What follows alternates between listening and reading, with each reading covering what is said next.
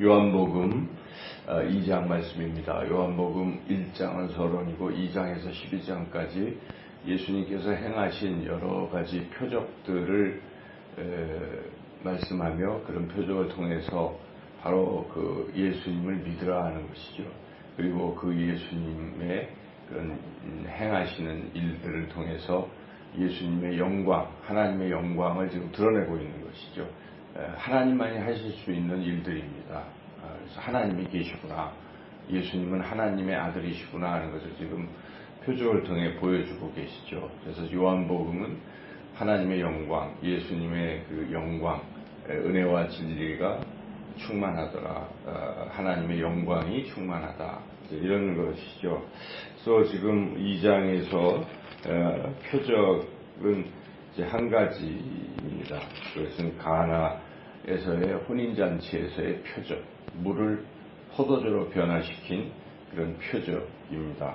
그와 더불어서 또 한 가지 이야기가 예수님께서 더러운 성전, 더러워졌던 성전을 청결케 하시는, 더러움을 청결로 변화시키는 그러한 사건, 성전 청결 사건 이야기가 같이 나오고 있습니다. 그래서 두 가지가 이렇게 같이 연달에 나오는 것은 하나는 표적이고 하나는 표적이 아닌데 주제는 연결되어 있는 것 같습니다. 변화라는 주제입니다. 그래서 잔치집에 다 떨어졌는데 그래서 예수님은 그 물을 필요한 포도주로 변화시키셔서 그 잔치집의 그 근심과 또 여러 염려, 걱정을 기쁨으로 이렇게 바꿔주셨다 하는 것이 주제입니다. 그래서 예수님이 계시면 슬퍼하던 사람, 근심하던 사람, 부족하던 사람들이 기뻐할 수 있고 그리고 또 풍성해질 수 있다 하는 것을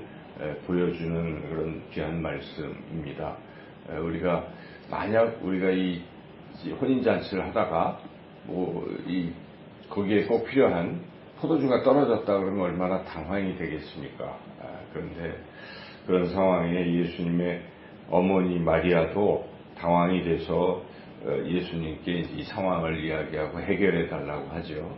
그걸 보면 요한복음에서의 이 마리아는 예수님에 대한 어떤 믿음을 가지고 있다는 것을 우리가 알 수가 있죠. 그런데 공교롭게도 공관복음에서 보면 예수님의 어머니는 이 중간에 예수님이 귀신을 쫓고 사역을 할 때 그 예루살렘에서 온 사람들이 바알세불 귀신의 왕에게 이렇게 사로잡혀서 이런 일을 한다라고 비난할 때 그 말을 믿고 예수님을 미쳤다고 생각하고 잡으러 왔다는 그런 이야기가 있는 걸 보면 이게 서로 좀 상충되긴 해요.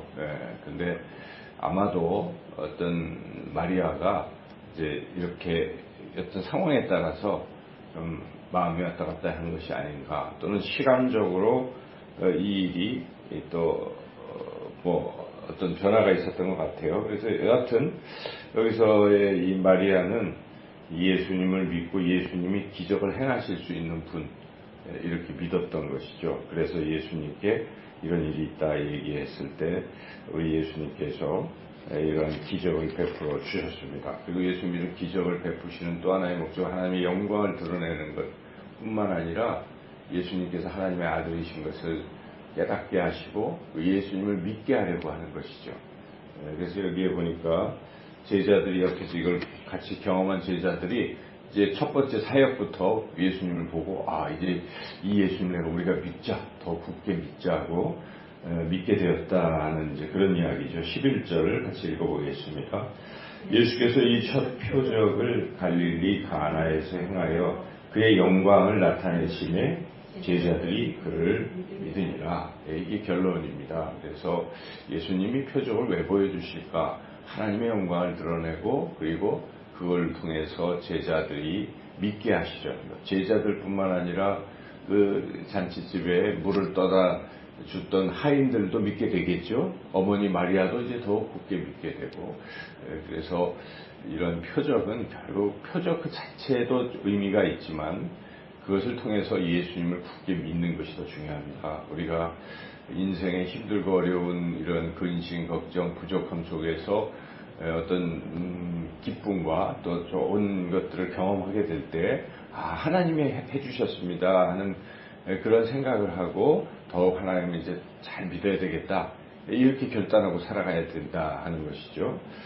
그리고 또 여기에 부족할 때 어머니 마리아처럼 예수님께 이걸 의뢰하고 부탁할 수 있는 게 필요합니다. 그래서 우리가 어려울 때는 이 어머님처럼 예수님께 맡기고 도와주십시오 할 필요가 있죠. 그리고 또 예수님께서 이제 일을 행하실 때 홀로 행하시지 아니하시고 사람들을 시켜서 또 일을 하시는 걸 우리가 볼 수가 있어요. 그냥 예수님 말씀만 하시는 것입니다. 가서 물을 채워라, 그리고 떠다 줘라, 이런 얘기죠. 근데 그것을 하인들이 그대로 행했다는 것이죠. 그 믿음이 있었기 때문에, 순종했기 때문에 이런 일이 일어나는 것입니다. 누가 그 맹물을 갖다 떠주면 뺨 맞고 욕 먹을 거 아니겠습니까? 이 포도주를 안 가지고 맹물, 볼 때 맹물이었으니까. 그럼에도 불구하고 그 하인들이 예수님 믿은 것이죠. 그래서 그대로 시키는 대로 순종을 했더니 기적이 일어난다는 것입니다. 그래서 하나님의 놀라운 위대한 역사는 우리의 이런 믿음과 순종을 통해서 일어나는 것이지, 우리가 만약 그런 일이 상식적으로 그런 일이 있을 수 있어, 그래 버리면 아무 일도 안 일어나는 것입니다. 그래서 우리에게 믿음이 필요합니다. 우리 교회가 어떤 주님의 사역을 할 때 우리가 섬나 지역아동센터 불가능한 상황에 그걸 뒷전에서 보면서 그게 어떻게 돼? 이렇게 하는 것은 그런 기적에 동참할 수가 없는 것이죠. 그럴 때 우리는 오직 믿음으로 다윗과 골리앗의 싸움에서 다윗이 골리앗을 이긴다고 생각하는 사람 아무도 없잖아요. 근데 다윗은 믿었어요. 하나님이 나와 함께 하신다는 믿음으로 나갈 때 승리했던 것처럼 우리는 믿음으로 하나님이 행하십니다, 하나님이 역사하십니다, 이렇게 믿음으로 반응하고 그대로 순종만 한다면 우리도 물이 포도주로 변화되는 이런 놀라운 경험을 하며 살아가게 될 줄로 믿습니다. 이제 우리 예수님께서 그런 일을 마치신 후에 이제 성전을 청결케 하셨습니다. 물론 시간의 흐름상 성전 청결이 이때 일어났다고 보기는 어려워요. 왜냐하면 성전 청결을 하게 되면 바로 십자가 죽음이 직결됩니다. 죽게 되는 거예요. 왜냐하면 성전은 당시에 가장 중요하게 여겼고 제사장들의 밥줄이요, 그런 건데 거기를 지금 흔들어 놨기 때문에 발끈하고 죽이게 되는 거죠. 그래서 실제로 공간복음에서는 예수님의 이 성전 청결 이야기가 십자가에서 죽는 그 주간, 예루살렘의 그 주간 첫째 날 그걸 행하고 며칠 뒤에, 한 3, 4일 뒤에 십자가에서 그들이 막 잡아가지고 이렇게 했잖아요. 그러니까 결정적으로 성전 청결은 예수님의 죽으심과 연결되는 것이고, 예수님은 또 그걸 예표하시는 것입니다. 성전은 나다 이렇게 허물고 사흘 만에 지으리라, 이런 것들을 종합해 볼 때 실제 역사적인 이 성전 청결 사건은 한 번 일어난 것으로 우리가 알 수가 있는데, 그럼에도 불구하고 요한은 왜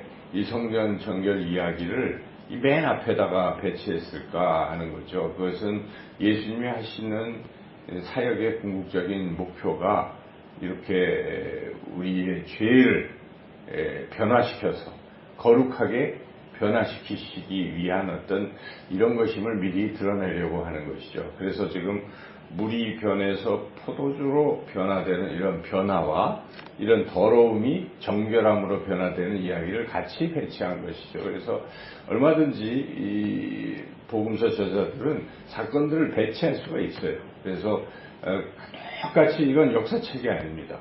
역사적으로 기술하는 게 목적이 아니라 하나님께서 우리에게 어떤 메시지를 주시기 위해서 이렇게 사람들, 요한도 또 마가도 누가도 마태도 이렇게 쓰도록 하신 것이기 때문에 우리가 요한복음을 읽을 때는 하나님께서 사도 요한을 통해서 우리에게 어떤 것을 알려주시려고 하시는가를 잘 주목해서 볼 필요가 있습니다. 우리는 역사책을 탐구하는 것이 아니지요. 물론 사실이지만, 그래서 여기서 우리가 오늘 2장을 읽으면서 가장 중요한 것은 예수님이 누구신가를 이렇게 잘 알아야 돼요. 예수님은 이렇게 기적을 베푸시는, 변화를 일으키시는 하나님의 아들이시고 하나님이시다는 것을 우리가 먼저 깨닫고 그 하나님을 우리가 굳게 믿고 또 순종할 때 이러한 변화, 기쁨의 변화를 우리가 누리고 또 거룩함의, 정결함의 변화를 누릴 수 있다 하는 그런 것을 우리 오늘 말씀 통해서 굳게 깨닫고 믿고